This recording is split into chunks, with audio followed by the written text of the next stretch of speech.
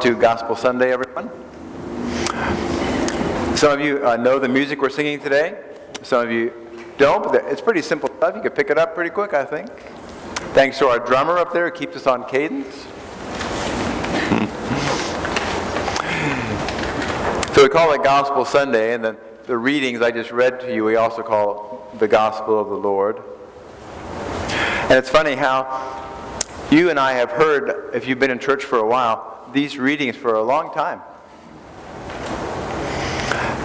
And it's amazing how sometimes you can read them and you hear it in a way you never heard before. This happened to me this week. I wanted to share it with you because I think I get the passage better than I did before after all these years. So you all get to listen in on my own growth here. It's very simple, but I always read it wrong. It's not complicated. I mean, this is really simple. But I always messed it up. James and John, two of the 12 apostles, they come to Jesus and ask a very blunt question. Or they say, Jesus, we want you to do for us whatever we ask. And Jesus replies, and here's how I used to hear this. Well, what is it you want me to do for you? That's how I heard it. Instead, I think he really says, what is it I can do for you? They act as if they are the ones in authority. They act as if they are in control. They act like the Gentiles, rulers who lord it over other people. They act as if they were like the slave owners and he was their slave. We want you to do whatever we ask of you. And Jesus just says back to them, what can I do for you? So, same reading, but a very different understanding. The two apostles are the ones who are the examples of how to do it wrong, and Jesus is the example of how to answer back correctly. The two apostles are very authoritarian. They are full of arrogance. They are full of themselves. Jesus is the example of one who gives himself away and says, even to those who are underneath me, he says, what can I do for you? Of course, he explains to them later, you don't really understand what you're asking because if you want to be like me, I have to go through a lot of stuff. Are you able to drink the cup I drink? Are you able to go be baptized like I'm baptized? And they still say they're able, but he says, no, you really don't understand. That's going to be much harder than you think. There is a book, a very skinny book, which has been helpful to me. It has to do with relationships. It's pretty famous. I mean, it's pretty popular. It's called The 5 Love Languages. The 5 love languages. As if love had 5 different dialects or 5 different languages. And if you learn to speak a couple of those languages, other people could receive love from you because they hear what you're saying correctly. Or they can receive that language. It's as if we all have different languages of love, how we receive it. And if you speak the right one, then that person can hear it. So for instance, some people feel really loved when you gift them with something. You give them a present. Makes them feel good. Other people, it's not their language.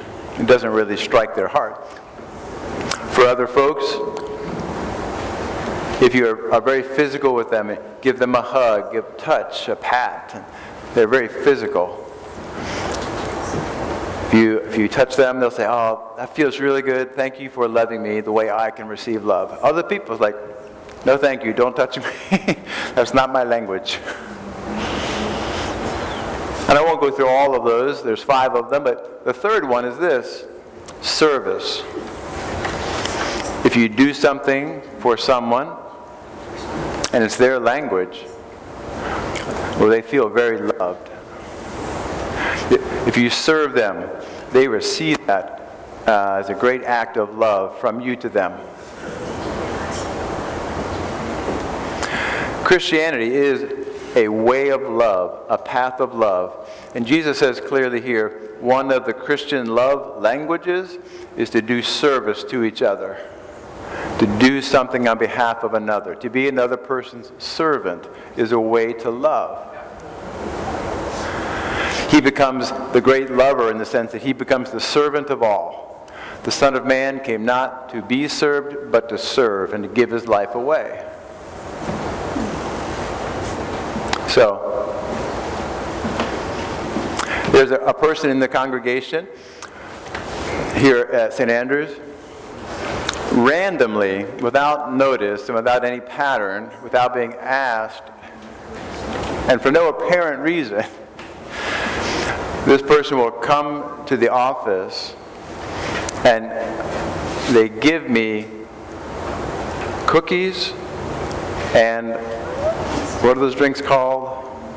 The real high energy ones, the sugar ones? Monster. They're like Monster. What are those called?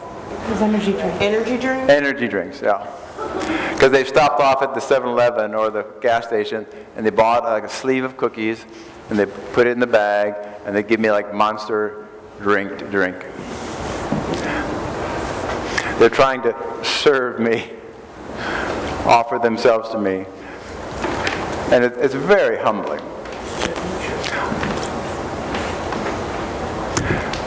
Another person, yesterday while we had the cleanup day, this person is not a spring chicken. This person has probably been a member of this church for 30 or 40 years. And they still show up on cleanup day to sweep the sidewalks. Because serving is just in their blood. Serving and giving themselves away is just what they do. It's as if they have incorporated into their life what Jesus said, the greatest of you must be least, and the greatest of you will be the servant of all. They are serving people naturally. And yesterday they showed up, swept the sidewalks. I think they're 127 years old or something, I'm not sure. But when you see that, it's very humbling, right? It's a gift of love. I see it as love. There are other people here in church who work on the altar guild. You know the altar guild. Every Episcopal church has one. To be really honest with you, it's not complicated. To put the things in where they need to go, it's not complicated.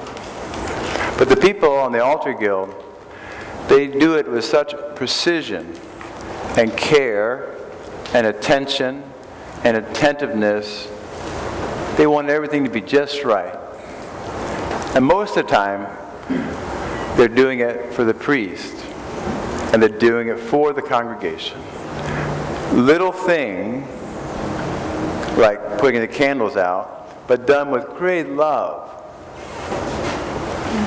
Because they're servants, and this is their way of serving.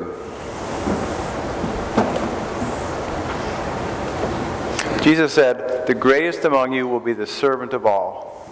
And I came to you not to be served, but to serve you and to give myself away. Poor James and John, they had it all backwards. Come to Jesus and they say, Jesus, we want you to do for us whatever we ask. And even then, Jesus can say back to them, what would you like me to do for you? It's a way of love.